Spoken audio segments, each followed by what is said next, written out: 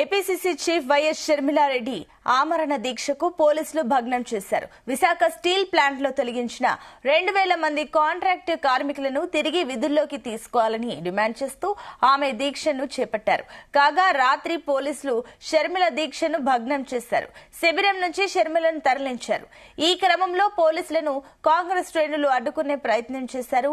ఈ సందర్భంగా పోలీసులకు కాంగ్రెస్ శ్రేణులకు మధ్య తీవ్ర వాగ్వాదం జరిగింది.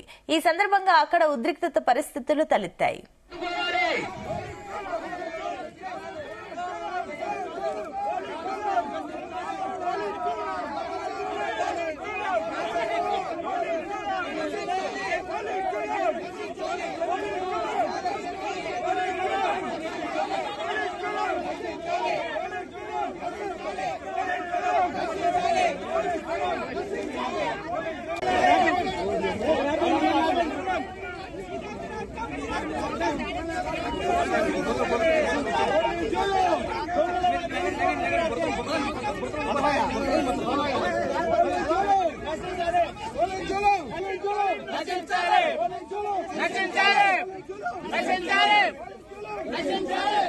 షర్మిల దీక్షను పోలీసులు భగ్నం చేయడంపై కాంగ్రెస్ శ్రేణులు తీవ్రంగా మండిపడ్డారు.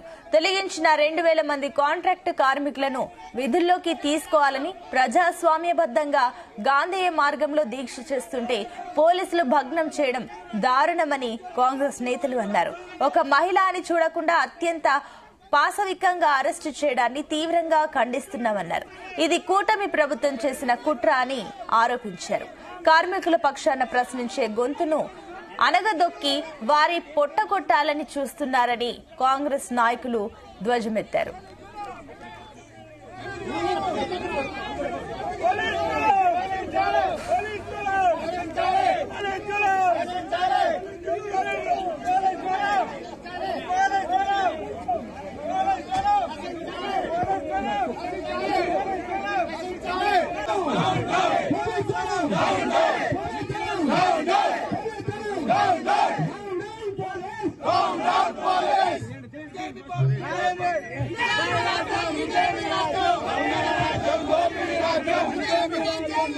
రాజ్యం